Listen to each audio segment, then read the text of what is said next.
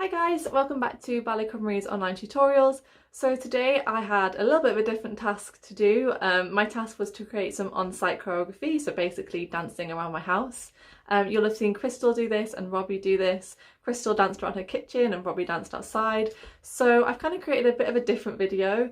It's what I get up to on a daily basis during lockdown, so it's kind of a video dance kind of format of how I do that. It's just a fun video. I really hope that you enjoy and that you maybe relate to some of the things that I get up to on a daily basis. And yeah, if you get up to anything that could fill some time and you might want to help the dancers out, then by all means comment, share, let us know what you're up to, and yeah, I will see you soon. Hope you enjoyed the video.